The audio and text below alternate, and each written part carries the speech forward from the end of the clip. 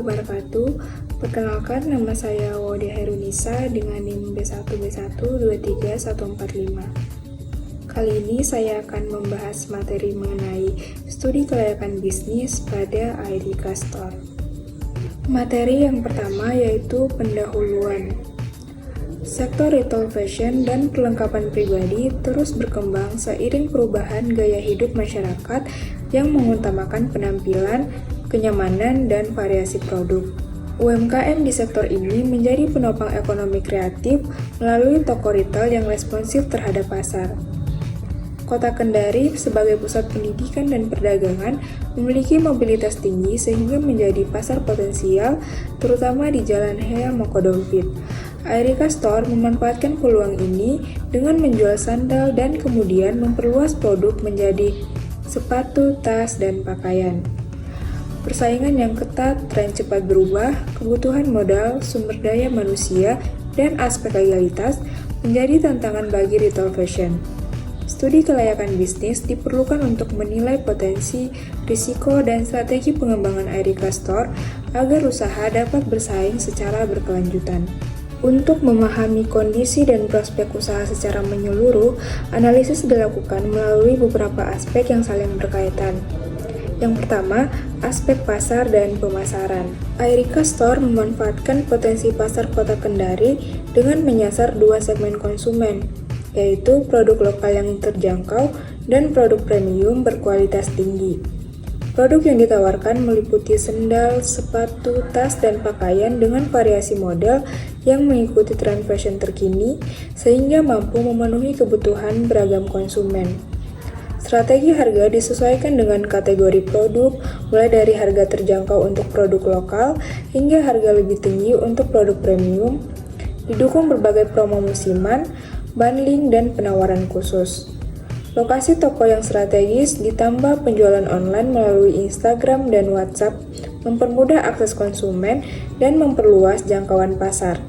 Promosi dilakukan secara aktif melalui media sosial, flash sale, serta pelayanan ramah dan responsif, sehingga membangun loyalitas pelanggan dan meningkatkan daya saing Airika Store di tengah persaingan retail fashion di Kota Kendari. Yang kedua, aspek teknis dan teknologi.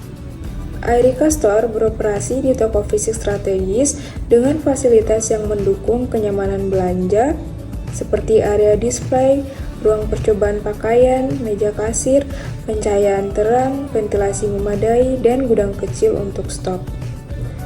Peralatan penting meliputi rak display, patung display, meja kasir, printer stroke, smartphone toko, CCTV, serta perlengkapan kebersihan dan keselamatan seperti pemadam api ringan. Dalam aspek teknologi, Airika Store memanfaatkan aplikasi Point of Sale untuk mencatat transaksi, memantau stok, dan membuat laporan, serta menggunakan WhatsApp bisnis dan Instagram untuk promosi dan menerima pesanan online.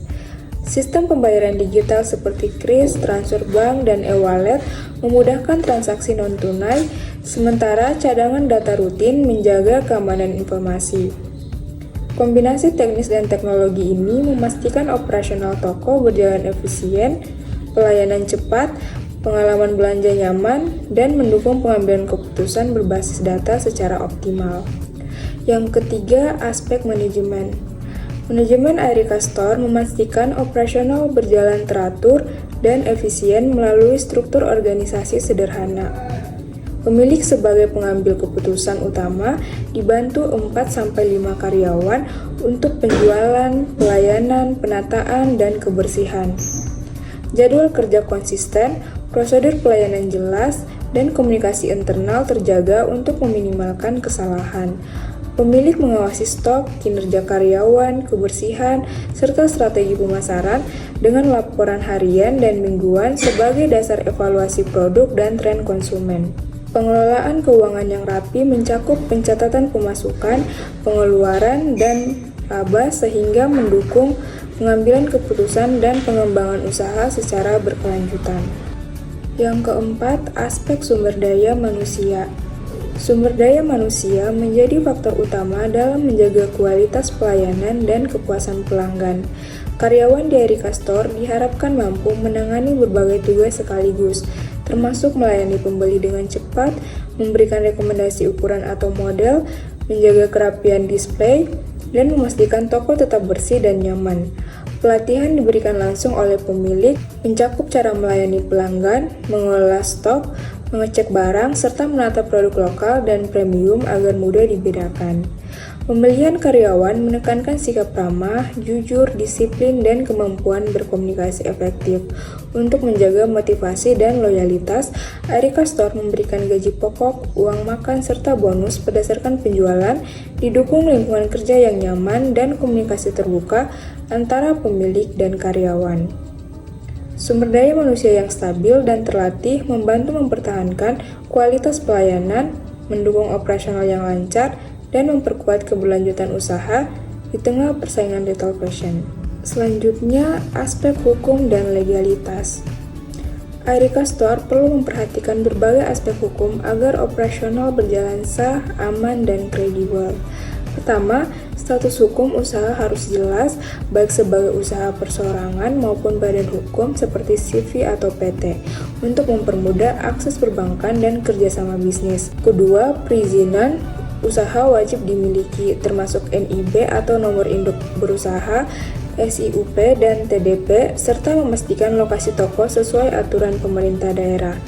Ketiga, kepatuhan perpajakan menjadi penting, mencakup pendaftaran NPWP dan pelaporan pajak penghasilan serta PPN sesuai ketentuan. Keempat, perlindungan konsumen dijaga dengan memberikan informasi produk yang jelas, pelayanan profesional, dan mematuhi Undang-Undang Perlindungan Konsumen.